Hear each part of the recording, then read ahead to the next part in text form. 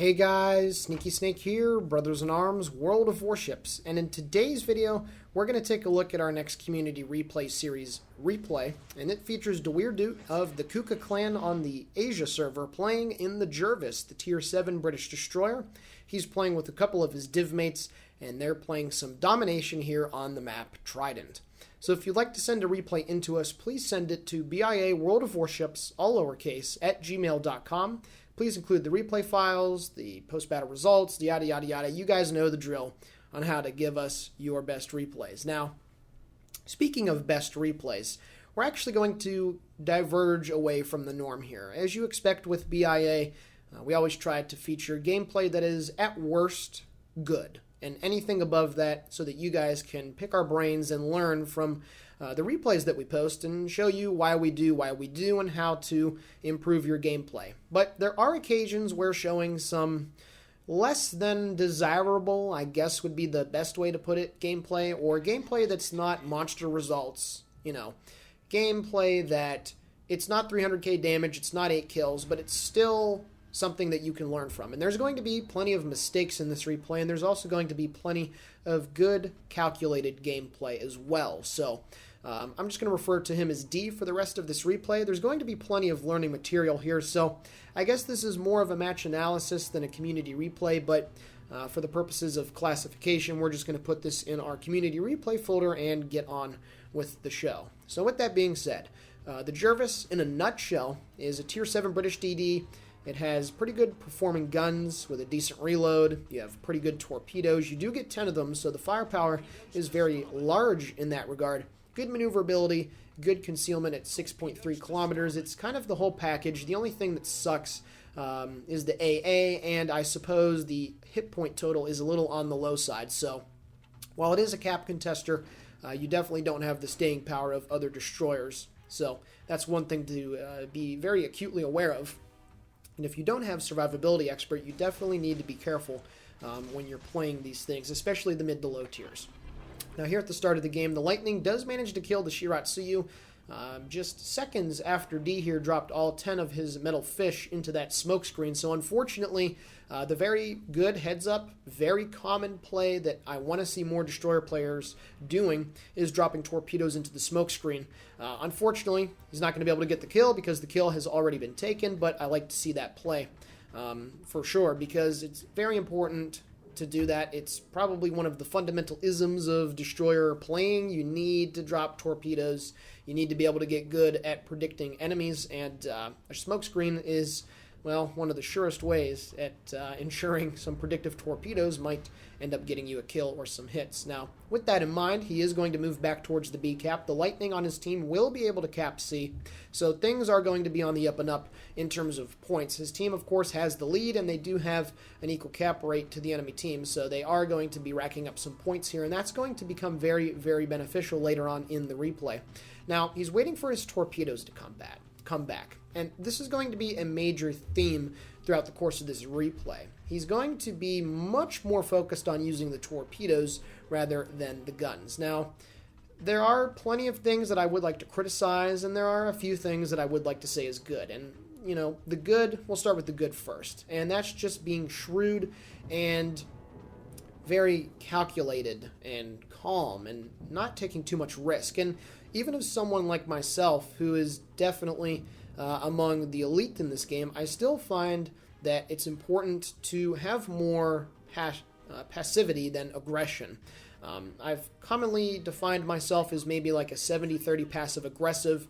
I damage farm. I generally try not to put myself in too bad of a situation, but then when the moment arises that aggression is needed, that damage is not important, and that the team play is needed for the victory, I'm definitely pretty adept, I'd say, at being able to determine that. And I see a little bit of myself here in this replay, honestly, with D's gameplay. He's being very cautious and calculated, probably spending a lot of time looking at the minimap and making the best decision that's possible. And you can see the aggressive right here.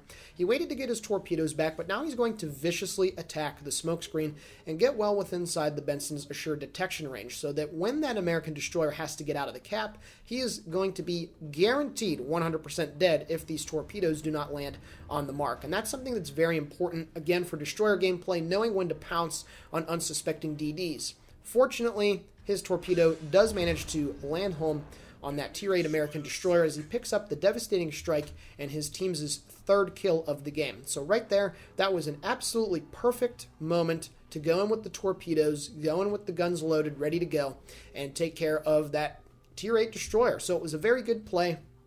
Definitely timed it perfectly, and that right there is about as textbook as it gets. That was absolutely perfect. So I really enjoyed seeing that very calculated play that was made. And let's say the torpedo hits and the Benson doesn't die, well, then he's on a low amount of gun or a low amount of hit points. And if they do have to engage in a gun battle, well, unfortunately, the Benson is probably not going to get out of that alive. So that's great. Excuse me. So he does decide to use his guns again, throwing some shells downrange at the Jervis, who was trying to come to a stop inside the smoke screen. He does manage to get a couple of penetrating hits on the guy, which briefly resets the cap. But now the Jervis actually comes out of the smoke screen trying to confront the lightning, I guess. That is going to be a very bad idea for that destroyer. And you're going to see now, here at the start of the game, we're just 6 minutes in, and 3 enemy destroyers out of 5 have been eradicated from the board. So, once again, he's got full HP, he's alive, torpedoes ready, guns ready, going around to the different caps, already has an assisted cap, already has a destroyer kill. I mean, this is honestly great positioning, great gameplay, some pretty awesome positioning and whatnot. It's been really calculated and good. Now, there's going to be a couple things here that I do a little bit disagree with. Right now, after dropping the torpedoes, I like to try to maximize my torpedo damage by also being able to smoke up and use my guns as my torpedoes are going downrange. And with the lightning over there being able to spot for him, I'd really like to see him smoke up and, if nothing else, try to shoot all the ships that are in the sea cap so that they can get the base defense resets, which he's not doing right now. He's playing very, very passive, and this is where the passivity can sometimes be quite the detriment, because now the Lightning needs to be the one that is doing the cap resetting, and, you know, the Lightning does fine. He gets the hits on the Massachusetts, which is needed, but I would have loved to see one of the smokes be used and him be able to farm for 30 seconds, 45 seconds, even a minute worth of time, because he does have 6 of them working and ready to go. So I would have liked to see that just for the sake of, at the end of the day, even though damage isn't everything, and I've already made that clear, I think, a couple of times, there are occasions where you do need to deal damage because, well, that's the only way that you're going to be able to kill the ships that are on the enemy team. So, you know, I hope that didn't sound hypocritical or not, because it's not. Like, I know exactly what I'm talking about. It's just maybe I didn't articulate it the way that I wanted to, but, you know, that would have been a perfect occasion for him to potentially get torpedo hits and combine that with damage from the main battery guns, because all of a sudden the enemy team is in a much better situation. They've actually killed 5 of his friendly ships just compared to 4 losses, and even though D's team is still going to be accumulating some points here with the A and the B cap firmly under their control, the battle has gotten very wide very quickly. There's ships all the way from the 1 line over to the 9 line.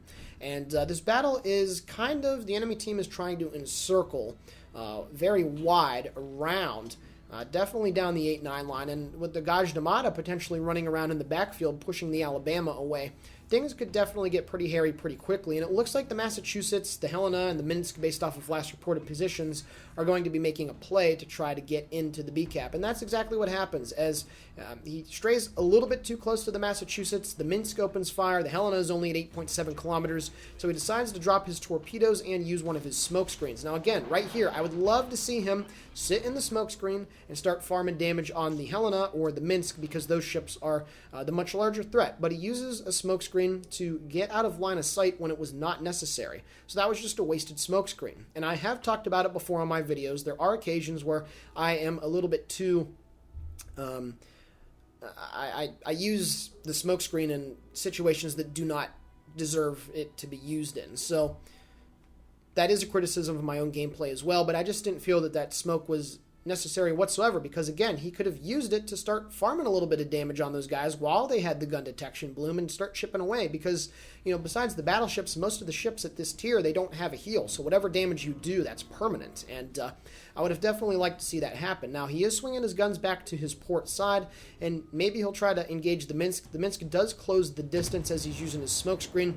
Some pretty shoddy shooting right here.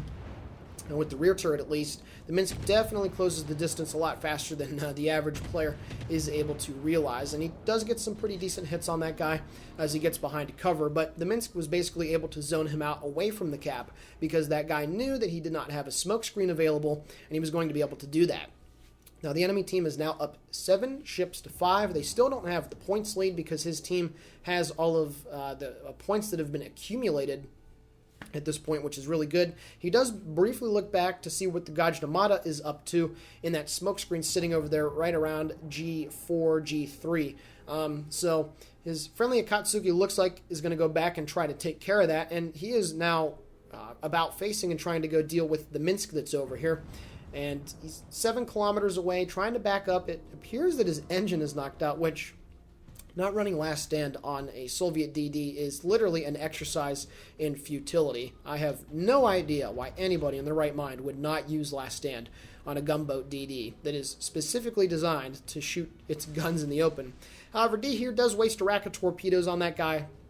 I mean, he's dead. He's at 1,400 hit points, and him and his buddy in the New Orleans are going to be shooting at him, so that was just a complete waste of torpedoes. However, his guns do manage to get the kill secure as he picks up his second frag of the game. And now he's coming around the corner to the New Orleans' support. There is the Fuso out in front, but he's going to wait to shoot. He is detected, however, the Fuso decides to shoot at the New Orleans, so as soon as he sees that, he's going to open fire. Unfortunately, his buddy gets pegged right through the nose, which is unfortunate. His next salvo going in on 400 hit points. The fire is burning. He does manage to get his second kill really, really quickly, and now he's going to start opening fire here on the Helena. I'd love to see the guns getting shot at a lot quicker than that. A little bit of delay right there can go a long way at a tier where, again, they're not able to get hit points back. He does switch to armor piercing and will get a pretty decent hit right here, about 2,000 damage.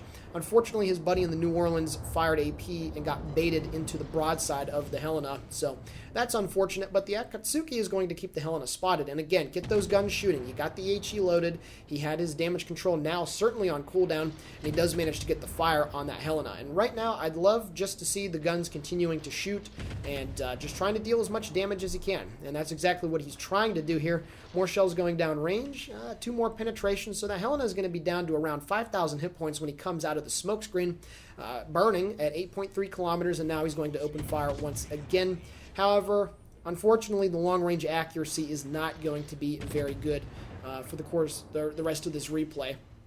It is difficult, to be fair, using American and British destroyer guns to try to shoot at range, but once you get used to it, you can become pretty decently proficient below, say, 11 kilometers. So, as a general rule of thumb, when you are using these really high arcy and floaty shells, you really want to aim a lot further forward than you think is necessary. Now right here, he is turning back in towards the Algerie shells that are incoming. He does manage to dodge a little bit. He's not using his smoke screen, but because the engine is broke, it's going to take a lot longer for his destroyer to slow down, and the Algerie is going to get the next salvo off and deal a large amount of damage to him. So it's generally not advisable to deploy a smoke screen when you're moving with your engine knocked out. That definitely was a mistake that cost about 3,000 hit points, which is not very good whatsoever. But now he is opening fire on the Algerian. Below 10 kilometers, it's not terribly difficult to land the shells on target. He's still aiming a little bit too far behind, but, you know, that's okay. Shells are still being landed on target. Does manage to get the fire on the stern of the French cruiser as he decides to turn away. It's now a 4 versus 3 situation, and his team comfortably has the points lead. So at this stage of the game, the enemy team is going to have to kill everybody on D's team, including him, of course, to be able to secure the victory. And he now decides to turn tail and go back towards the B cap. The enemy team has shoved all of their ships inside the B cap now at this point. So obviously, he needs to make his way back over there and try to deal with those guys. Those cruisers that are on low health are going to be pretty easy pickings because, again, at this tier, It's very easy for destroyers to get the HE pens. They don't need IFHE to be able to deal raw damage. So he's getting ready to shoot here at the French cruiser. And that's exactly what's going to happen. He's down to 3,000 hit points, trying to get more shells going down range. Again, just a little bit too far behind, really relying on those stern pens, which is, something that you definitely do not want to. Because if your dispersion is bad, it's a lot more difficult to hit the narrow bits of the stern and the stem rather than it is, the superstructure or whatnot. But 9 kilometers, he's got 7,000 hit points. As long as the Algerie doesn't get a monster salvo on the first reply, he should be A-okay. Does manage to get over 1,000 damage on the first salvo. The second one going down range. Actually, a couple shells non-penetrating on the stern, but that's okay. More salvos going down range. More shells hitting. That's fine. Uses another smoke screen just to be able to ensure the line of sight is gone. The Massachusetts eats quite a few torpedoes from his friendly lightning, which is great. More salvos, more shells going in on the Algerie, putting them down to 106 hit points, and then hopefully the next salvo will be able to take care of business, and that's exactly what happens as Duweerdoot manages to get his third kill secure of the game, his fourth frag of the game, up to 32,000 points of damage, of course, with the devastating strike. The Massachusetts is shooting at the Akatsuki because Tomo decides that it's a great idea to challenge a Massachusetts in open water with the Massachusetts' secondaries. Yeah. I really didn't want this to be too critical, but guys, don't do that. Just do not do that. That is the dumbest thing, one of the dumbest things that you can do. Challenging a Massachusetts in a destroyer is hard enough in and of itself, but engaging in an open water gun battle with one of those things is literally, again, an exercise in futility. Don't do it. But at this point, his team has such a points lead that it really does not matter. 841 to 309. There's 3 minutes and 40 seconds left in the game, but he can literally go to A1 and just chill there, and it does not matter. So we're not going to sit here and watch him sail around for another 2 minutes. So with that being the case, let's take a look at the post-battle results. Alrighty guys, taking a look at the post-battle results, 32,000 damage dealt off of 73 shell hits and 1 torpedo. He sank 1/3 of the enemy team, had 9 base defense ribbons, 1 capture assist, and of course the devastating strike on the Benson. On the team score, he did manage to top his team. I believe this was about 2,000 base XP. I don't remember the number off the top of my head. Unfortunately, the WoW's replay website doesn't give you the base XP here on the screenshot, so it was still a good game, and even without the damage numbers, just solid, steady play, and the dev strike helped him get of course, the MVP for his team, and then his buddy in the Lightning also had 4 frags as well. So those 2 DDs were certainly the reason why this game was a victory for Duweerdoot's team. So again, dude, I wasn't trying to be awfully critical. There were definitely a lot of things that you did that were great, and I hope that I pointed all of them out, but it's important to know that in a ship like the Jervis, you want to try to use your gun power a lot more. Because not only will you deal more damage and all that fun stuff, but also you're going to be able to make situations where using your guns is going to be the best play. So thanks for sending in the replay. I really do appreciate it. Hopefully you enjoyed this commentary. And with that being said, this is Snake for BIA World of Warships signing off. Guys and gals, as always, have a great day.